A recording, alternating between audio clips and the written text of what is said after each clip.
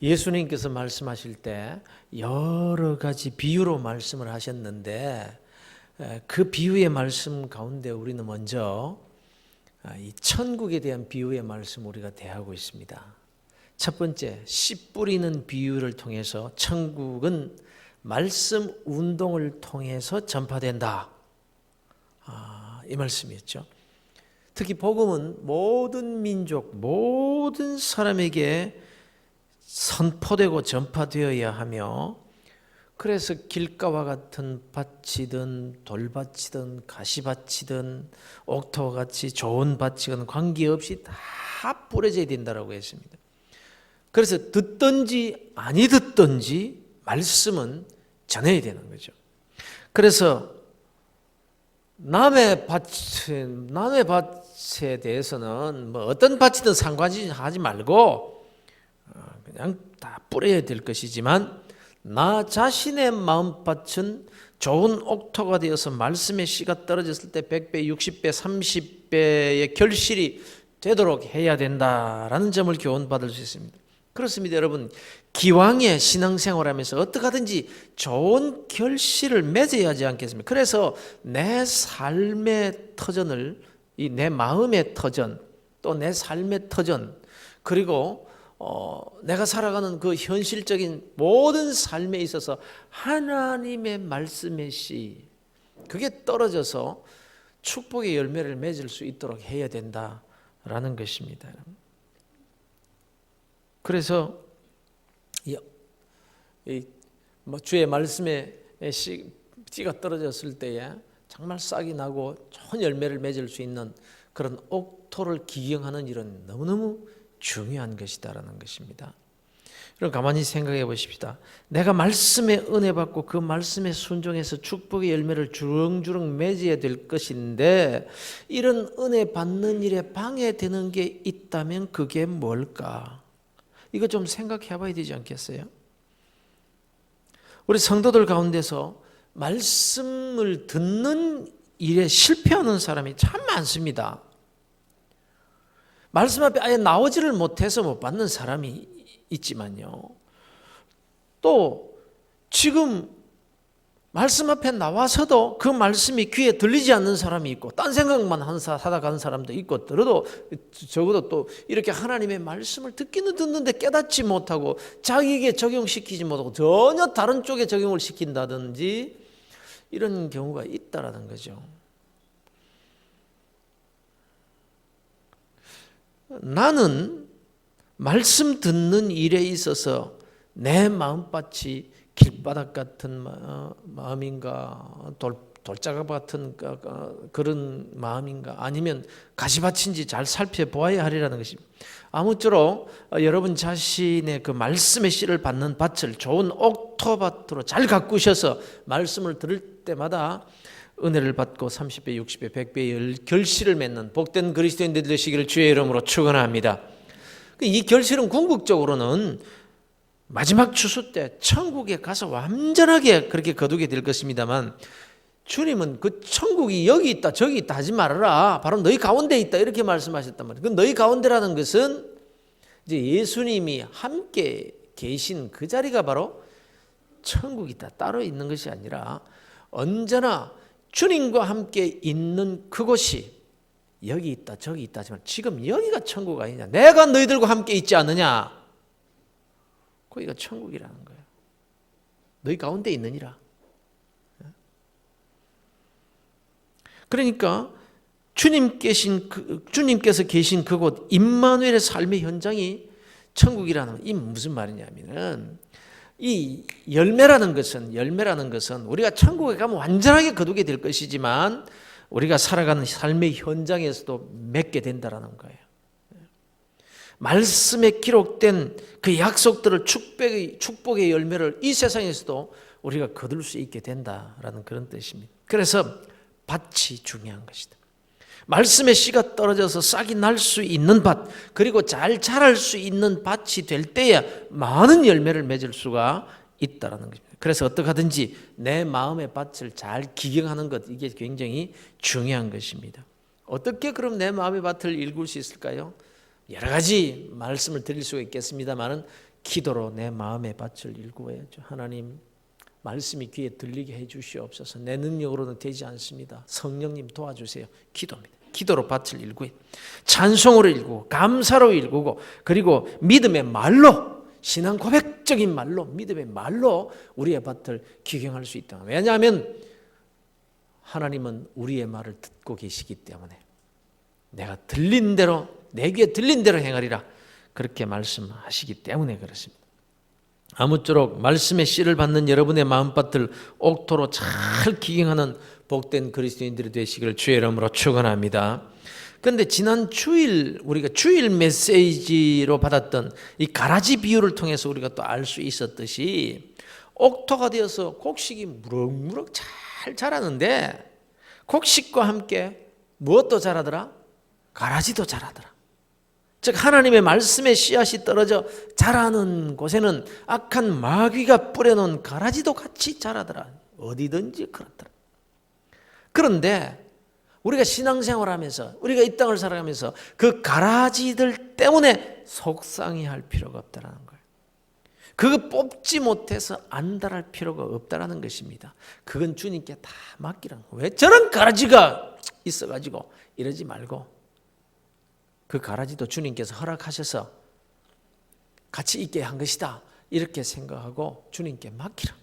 주님께 맡기라. 그 뽑는 것은 주께서 마지막 때 하나님의 때에 하실 일이니까 나는 그 가라지하고 같이 사는 거예요.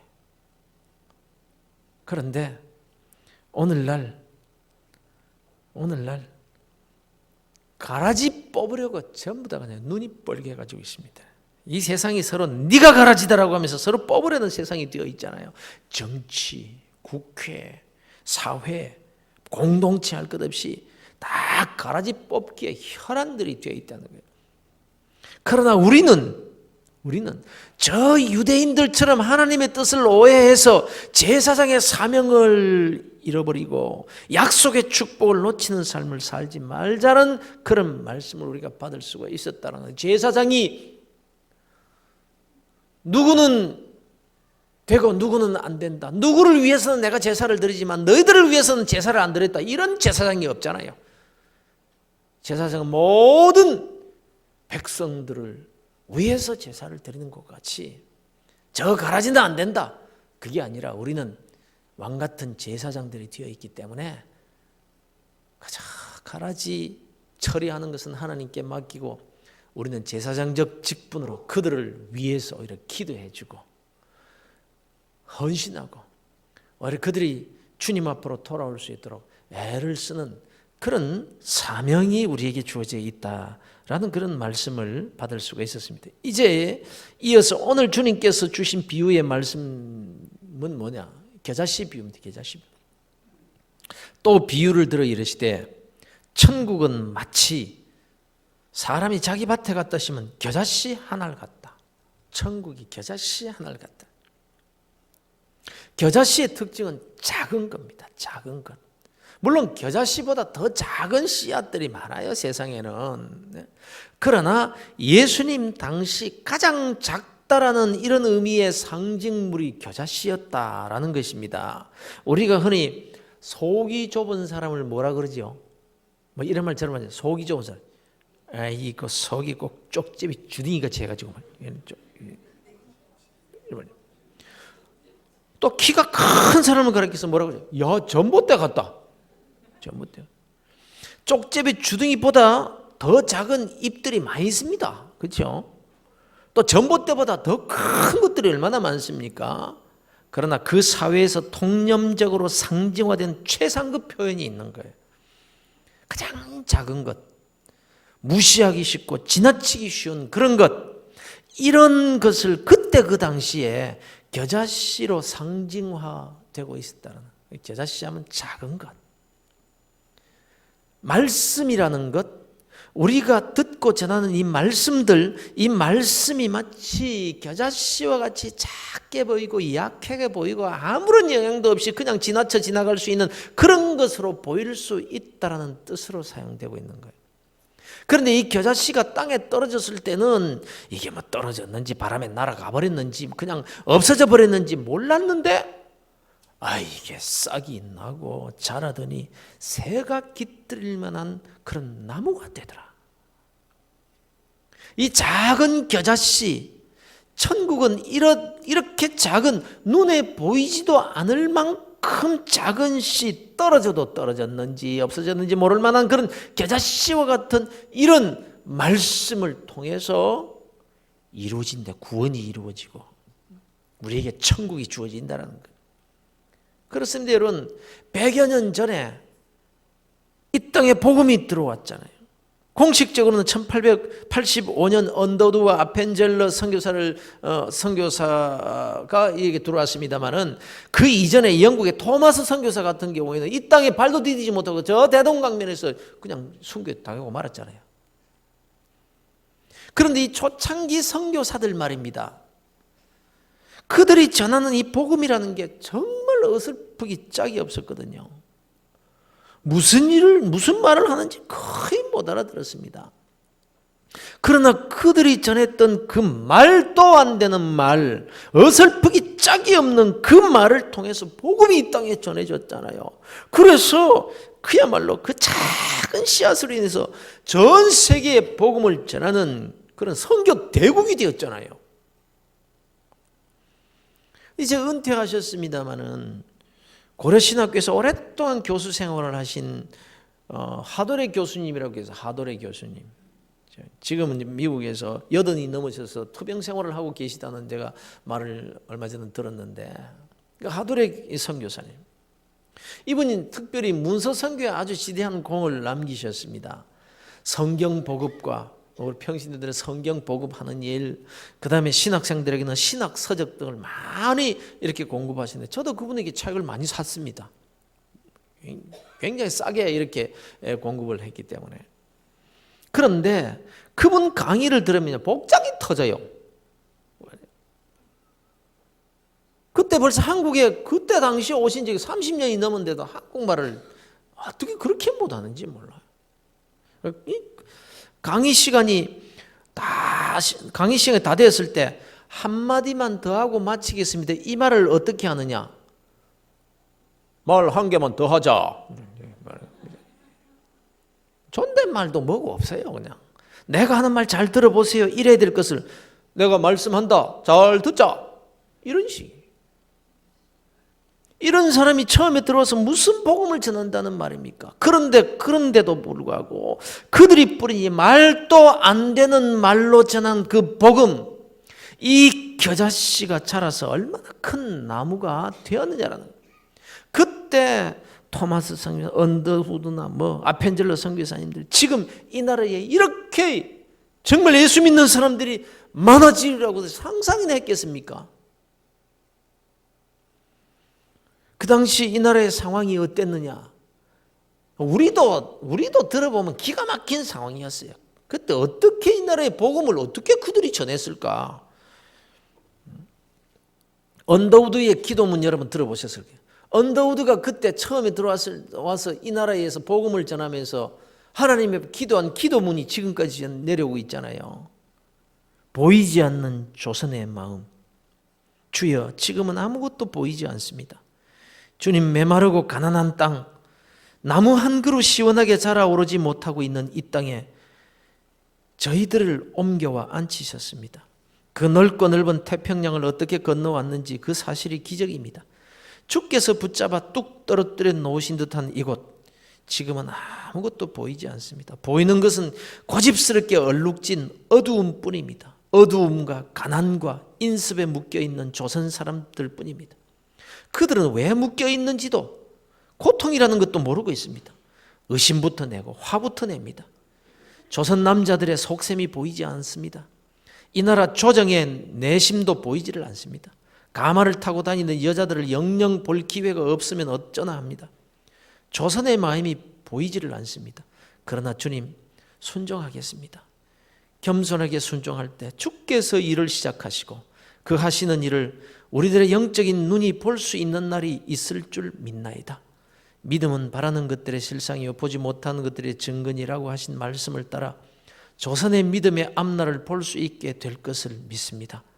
지금은 우리가 황무지 위에 맨손으로 서 있는 것 같사오니 지금은 우리가 서양 귀신, 양귀자라고 손가락질 받고 있사오나 저들이 우리 영혼과 하나인 것을 깨닫고 하늘나라의 한 백성 한 자녀임을 알고 눈물로 기뻐할 날이 있음을 믿나이다. 지금은 예배드릴 예배당도 없고 학교도 없고 그저 경계와 의심과 멸시와 천대함이 가득한 곳이지만 이곳이 머지않아 은총의 땅이 되리라는 것을 믿습니다. 주여 오직 제 믿음을 붙잡아 주소서. 이런 기도입니다. 소망이 보이질 않고 내가 믿습니다 하는데 믿음이 생기지를 않아가지고 무슨 말을 해도 듣지도 않고 귀신 대하듯이 이렇게 하는 이 나라 이민족에 어떤 복음을 전해도 지금 아무런 소망이 보이지를 않으니까 주여 믿습니다. 믿음을 주시옵소서. 언젠가 주께서 일하셔서 이 나라에도 복음이 전해지고 저들이 우리에게 감사할 그런 날이 오게 될 줄로 믿습니다 하는 이 선교사의 믿음이 믿어져서 믿습니다라고 했겠는 믿음을 주시옵소서. 주여 오직 제 믿음을 붙잡아 주옵소서. 이 나라가 그런 나라예요. 이런 때에 그 어설픈 말로 복음의 씨를 이 땅에 뿌렸던 거거든요. 그러니 여러분, 하나님의 말씀을 전하는 일, 여러분 복음을 전하면서 너무 어렵게 생각하면 안 된다는 거예요. 도무지 예수 믿지 않으려는 사람들을 설득하고 설명하고 이해시켜서 예수 믿으려고 그렇게 예수 믿는 사람 만들려고 해서는 안 되는 거예요. 그럴 필요 없다. 그냥 그렇게 설득해가지고 와 예수 믿게 해가지고 어떻게 교회를 데리고 나오겠습니까? 그런 생각을 가지고 전도를 시작하면 아예 처음부터 포기를 하게 되거나 그렇지 않으면 그 사람들 설득시키려고 그 사람들하고 싸운다니까요. 전도하는 게 아니라 논쟁한다니까요. 하나님이 살아계시니 뭐니 어쩌니 뭐. 복음은 그냥 선포하는 거예요. 그냥. 말씀은 겨자씨와 같습니다. 작아 보여도 내가 전한 말씀 한마디 힘이 없어 보이고 아무런 영향력도 없고 반응도 없어 보이지만 아니라는 거예요. 그냥 뿌리기만 하라는 겁니다. 자녀들에게도 그냥 지나가는 말로 한마디 툭 하는 그 신앙적인 말, 이게 귀한 거예요. 한마디 슬쩍 던지는 그 신앙적인 말, 지금은 피하고 듣지 않는 것처럼 그렇게 지나갈 수도 있고 못 들은 척 무반응일 수도 있습니다. 오히려 자식들이 부모가 그런 신앙적인 말로 한마디 하면 오히려 반항을 하고 말이죠. 역효과 나는 것 같을 수도 있어요. 그러나 실망하지 말고 그냥 한마디씩 하는 거예요. 신앙적인 말을 하면요. 언제 싹이 나도 싹이 나고 내 자식이 그걸 마음에 둔다니까요. 언제는 요즘 아이들 부모에게 반항하잖아요. 앞에서는 반항하지만 뒤에 가서는 운다니까요. 걔들도. 예? 그래서 한마디씩 톡톡 해야 돼. 신앙적인 말을. 듣든지 안 듣든지. 그게 중요해요. 주위 사람들에게도 그냥 한마디, 예수 자랑 한마디, 감사의 간증 한마디 슬쩍 하고 지나가는 주님께서 내게 이런 은혜를 주셨습니다. 그러면 세상 사람들이 미쳤나? 그럴지 모르지만 그들 마음속에 그게 심겨지는 거예요. 아, 주님이 있는가 보다. 그들이 어려울 때는 그 주님을 찾는다니까요. 나도 한번 나가볼까? 그때 그런 어려움을 당했을 때 그분이 예수 믿고 그 문제 해결했다던데 언제 싹이 날지 모른다는 거예요. 여러분. 그런데 우리는 설득시키려고 싸우려고 떼어드는 거예요. 예수 믿으라고. 그게 아니에요. 아마 예수쟁이들 하는 소리 이렇게 받아들이는 것 같은 느낌이 들어도 괜찮습니다. 내 말재주가 없어서 그거하고 상관없어요. 전도한 사람이 말 잘하는 사람이 전도합니까? 말 잘하는 사람은 오히려 더 못해요. 뭐 복음을 딱 전하자 말자 그 앞에서 꼬꾸라지고 회개하고 당장 교회 따라 나오고 이런 반응이 나타나야 내가 제대로 된 그런 능력이 있고 예수 잘 믿는 성도라고 그렇게 생각할 필요 없다니까요. 복음은 겨자씨와 같다니 겨자씨. 눈에 보이지도 않을 만큼 작은 씨앗이지만 하나님은 그 겨자씨를 통해서 이 땅에 구원의 역사를 이루신다라는 이 사실을 지금 말씀하고 있는 것입니다. 겨자씨의 특징은 그게 눈에 보이지도 않을 만큼 작고 아무런 영향도 없는 것 같이 보이지만 그 속에는요, 생명력이 있는 거예요. 생명이 있다는 거예요. 씨 안에는. 겨자씨 한 알과 금덩어리를 비교를 해보십시오. 화폐 교환 가치로 따지자면 금덩어리가 훨씬 가치가 있겠죠. 그러나 생명으로 따지자면 비교가 안 되는 거예요. 금덩어리는 죽은 것이고 겨자씨는 살았습니다. 아무도 없는 무인도에서 이 콩 한 움큼과 금 한 덩어리, 다이아몬드 100캐럿짜리 비교를 해봐요. 가치를 따질 때 어떤 게 가치가 있는 겁니까? 한쪽은 생명이고 한쪽은 죽음이에요.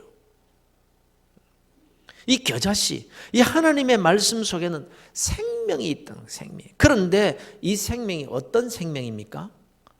천국입니다. 영생입니다.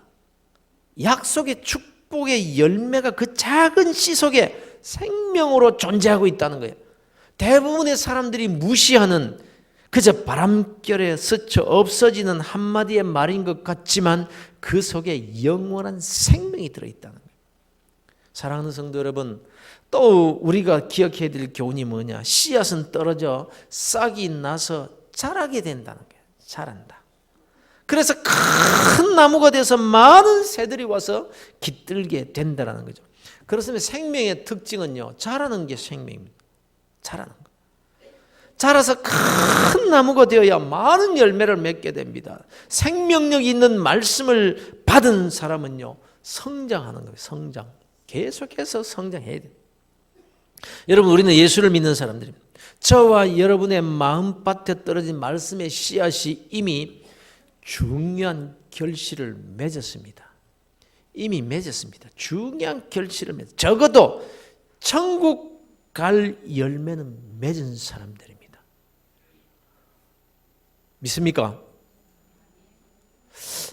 천국 갈 열매가 별로 신통찮은 것 같은데 여러분 지금 당장 죽어도 천국 갈 수 있겠습니까? 세례 받을 때 꼭 물어보면 대답을 머뭇머뭇하는 사람이 있어요. 글쎄요, 잘 믿어야지요. 그것과 상관없이 예수 그리스도를 구주로 믿는 순간 여러분 우리는 영원한 생명을 얻은 줄로 믿으시기를 주의 이름으로 축원합니다. 다시 한번 묻습니다. 지금 당장 내 생명 끊어져도 천국 갈 수 있습니까? 그래요. 적어도 우리가 예수를 믿는 사람들이기 때문에 3일밤 정도 나올 그런 성도들이니까 우리는요, 이 영생의 열매를 이미 맺은 사람이에요. 맺은 사람이에요. 예수를 구주로 믿는 이 믿음, 이것이야말로 최고의 열매잖아요. 그런데 이게 그냥 맺어진 게 아니에요.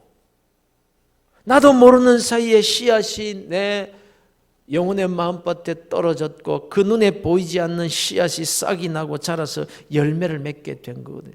누가 여러분의 마음밭에 그 씨를 뿌렸습니까?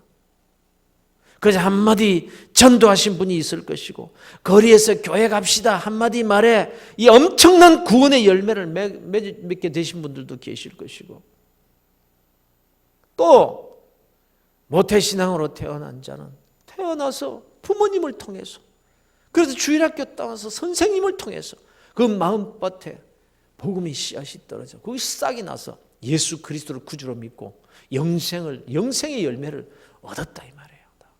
이렇게 우리 마음속에 누군가의 마음속에 복음의 씨를 뿌렸는데 그게 내가 뿌렸는지 안 뿌렸는지도 사실 모르는 거예요. 내가 지나가면서 한마디 툭 한 그것이 씨가 되어서 자라서 우리 천국에 가보면요 놀라운 일들이 일어날 거예요. 네가 뿌린 씨앗을 이렇게 받아서 천국까지 오게 된 자다라고 소개합니다. 내가 한 적 없는데요. 아니야, 네가 언제 했느니라. 내가 한 줄도 모르는데. 그게 복음의 씨의 성격이라는 거예요. 그런 거로 여러분 이렇게 복음의 씨를 뿌리신 분들은요 천국에 가면 얼마나 큰 상급을 받게 될지 모릅니다. 이 땅에서 소유하고 있는 수백 수천억 금덩어리 다이아몬드 천국에 가면 그런 것들은 천국 길바닥에 널려져 있을 거예요. 그러나 복음을 전하는 이 말 한마디 속에는 생명이 있다는 거. 이 열매, 예수 믿어서 천국 들어가게 된 이 열매 얼마나 귀한 열매입니까? 이 열매를 우리가 맺었습니다. 할렐루야. 그런데 이 아름다운 열매, 이 어마어마한 구원의 열매를 맺기는 맺었는데 나무는 얼마나 자랐는가 한번 살펴보라. 나무는 얼마나 자랐는가. 작은 나무에도 열매는 맺힙니다. 작은 나무에도 열매는 맺힙니다.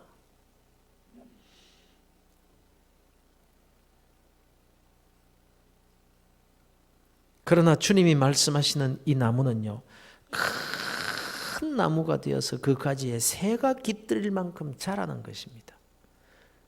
그 나무가 큰 나무가 되어서 많은 가지를 뻗치면 뻗칠수록 키가 더 자라면 자랄수록 더 많은 새들이 찾아올 것이며 또 더 많은 사람들이 그 그늘에서 쉬게 될 것이고 그 나무를 통해서 유익을 얻는 것들이 세상에서 많아지게 될 것이라는 것입니다.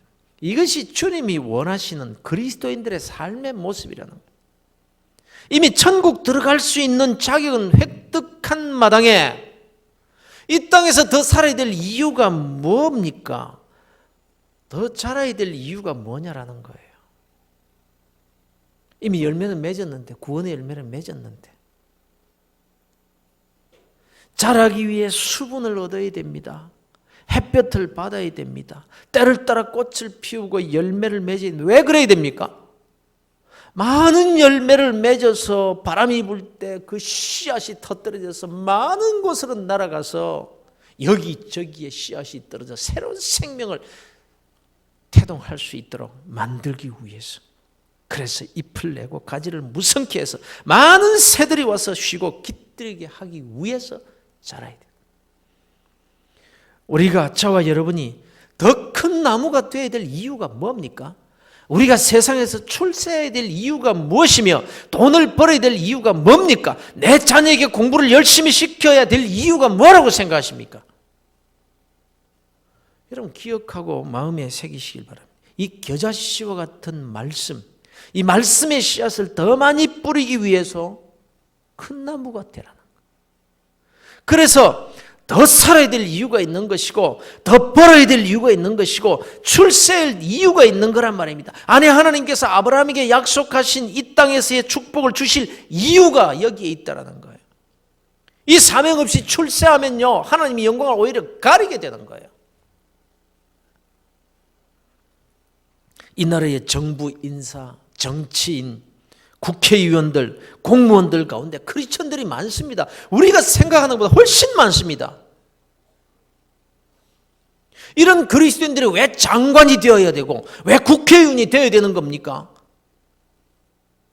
왜 그런 나무가 되어야 됩니까? 왜 자라야 됩니까? 자신의 출세를 위해서요?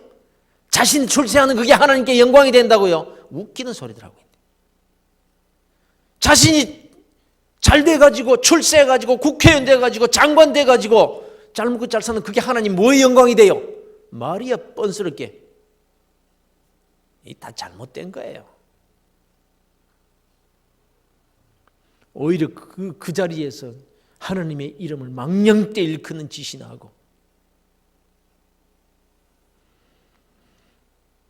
이 사람들이 이미 구원받은 하나님의 자녀이기 때문에 크게 성장한 나무가 되어서 많은 열매를 바람에 실려서 날려보내야 될 그 사명이 있다는 것을 바로 안다면 동성애 법안, 이슬람 문제 등의 법안이 상정되지 못하도록 하는 일에 생명 걸고 그들이 막아야 되는 거예요. 그런데 그 많은 그리스도인들이 도대체 어디가 있는 겁니까? 뭘 하고 있는 거예요 지금? 무엇을 위해서 그렇게 열심히들 싸우는 겁니까? 이제 선거가 끝났으니까 말합니다만 정말 이런 일에 목숨 걸고 뛰는 의원도 있어요. 이혜훈 의원 같은 사람, 여자지만 우리 교단 출신입니다. 저 서마산교회에서 학생 때도 반주를 했는데, 반주를 할 때 고3 때인데, 고3 때 내일 모레 입시가 있는데도 그 지휘자가 유배를 나가지고 막 밤늦게까지 선거 연습을 할 때 이혜훈 이 학생이 반주를 했는데, 고3 학생인데도 밤늦게까지 반주 다 하고 그렇게 갔대. 황삼수 목사님이 그렇게 말씀하시더라고요. 지금 가만히 보면 이 여자 의원 혼자서 그것 막아내느라고 혼신의 힘을 다하는 것 같아요. 물론 편하지 않게 뭐 도와주는 사람도 있긴 있겠지만, 여러분 우리가 기억해야 되는 거예요. 모르드게가 에스더에게 했던 말을 말입니다. 하만의 모략으로 유대인들이 다 죽게 되었을 때에 왕후로 있던 에스더에게 말합니다. 왕에게 말해서 유대인들을 구원하도록 해라. 그때 이 에스더는 왕이 부르기 전에 내가 하면 내 죽습니다, 이렇게 난색을 표합니다. 그때 모르드게가 한 말을 여러분 다 아시지요? 이때에 네가 만일 잠잠하여 말이 없으면 유다인은 다른 데로 말미암아 노임과 구원을 얻으려니와 너와 네 아버지 집은 멸망하리라. 네가 왕후의 자리를 얻은 것이 이때를 위함이 아닌지 누가 아느냐, 이런 말을 합니다. 이 말을 듣고 에스더는 죽으면 죽으리라 하면서 나아가죠. 사실 따지고 보면 바로 이 순간을 위해서 하나님은 노예의 신분으로 있던 에스더를 왕비가 되게 해주셨던 거예요. 그런데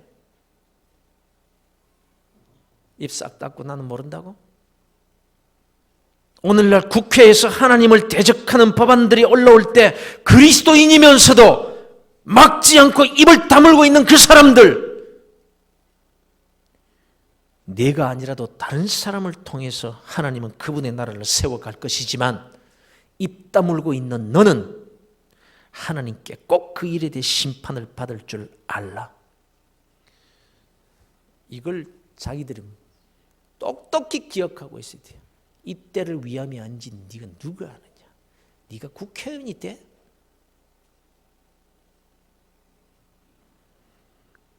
오늘날 우리가 꼭 기억해야 돼요. 구원의 열매만 맺어놓고 자라지 않는 나무, 더 이상 그 열매의 씨를 퍼뜨리고 나누는 일에는 무관심한 그리스도인들 가운데 나는 포함되지 않았는가? 왜 출세해야 되는지, 왜 돈을 벌어야 되는지, 왜 성공해야 되는지를 모르는 그리스도인들이 너무너무 많다는 거예요. 네가 지금 여기에 있는 것은 이때를 위함이 아닌지 누가 아느냐? 이 말을 듣고도 무감각한 그리스도인들이 너무 많습니다. 그래 놓고도 하나님께 축복을 받아 내가 성공해야 된다고. 왜요? 하나님의 영광을 위해서. 거짓말 저희들.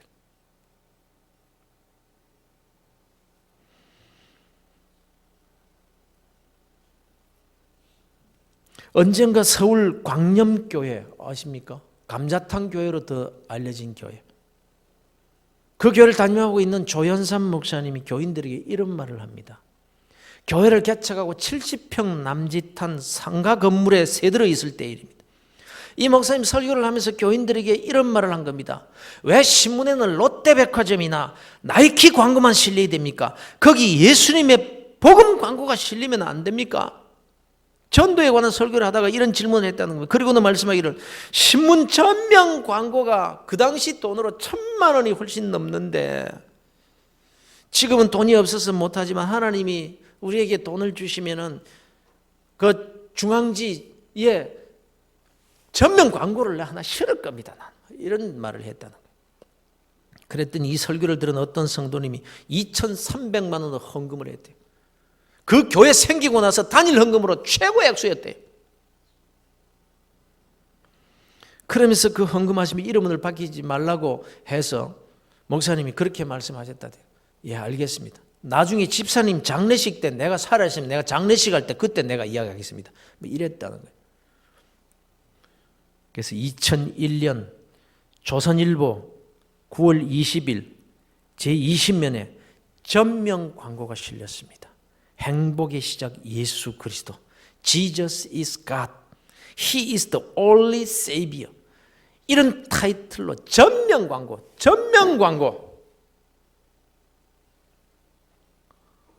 한국 기독교 역사상 전도를 위한 전면 광고가 대형 교회에서 낸 광고가 아니라 서울 상계동 70평 되는 개척교회에서 낸 광고였다는 거예요. 실용주의나 경제적 관점에서 보는 사람은 펄쩍 뛰면서 낭비라고 할 겁니다. 어리석다고 할 겁니다. 그렇게 해서 얼마나 전도가 된다고 그 많은 돈을 그렇게 허비하느냐라고 한 사람들이 많았을 겁니다. 그런데 이 목사님이 새벽에 충무로에서 광고 원고를 넘기고 프린트 출력을 받아가지고 돌아오면서 주님께 이렇게 중얼거렸다는 거예요.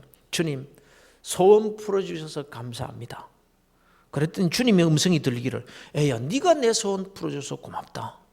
무슨 말씀이세요? 저의 소원을 주님이 풀어주셨어요. 아니야, 고맙다. 너희가 내 소원 풀어주었느니라. 그 목사님이 남긴 글이 있어요. 그날 새벽이 정말 너무나 내게는 행복한 그런 새벽이었다.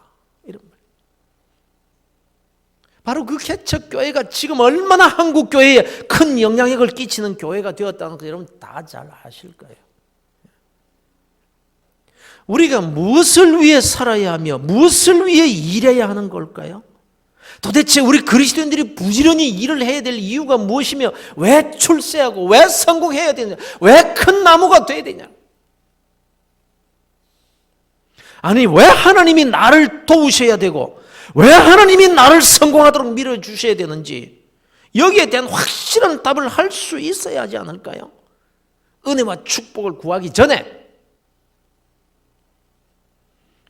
우리는 이미 구원의 엄청난 은혜를 받은 사람들인데 분명한 이유가 있는 거예요. 이 겨자씨 운동, 이 생명운동, 이를 위해 하나님이 분명히 복을 주셔야 될 이유가 있는 자들이 바로 우리 그리스도인이라는 점을 마음에 새기고 살아야 한다는 것입니다. 겨자씨는 아주 작습니다. 그러나 큰 나무가 됩니다. 겨자씨에는 생명이 있습니다. 그래서 자라는 거예요. 행여나 내 입으로 복음을 위해서 하는 일을 두고 무시하거나 아깝다거나 낭비하거나 작은 일이라고 무심코 말하지 않도록 삼가 조심하시기 바랍니다. 하나님이 듣고 계시기 때문에. 믿음의 공동체 안에서 내가 가진 영향력이 어떤 영향력이든지 내가 이 공동체 안에서 내가 가진 그 영향력으로 겨자씨 운동을 거스르지 않도록 삼가 우리가 조심해야 되는 거예요.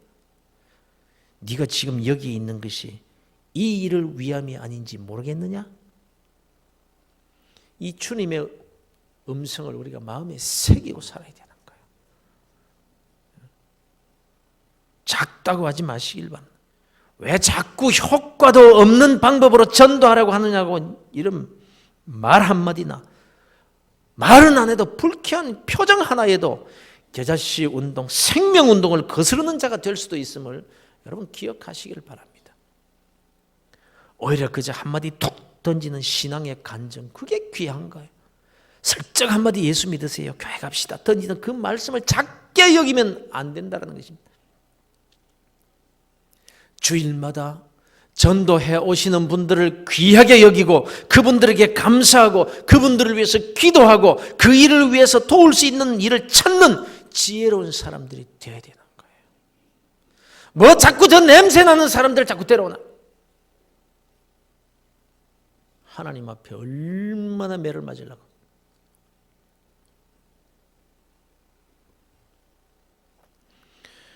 여러분, 아무튼 자라는 나무들이 되시기를 바랍니다.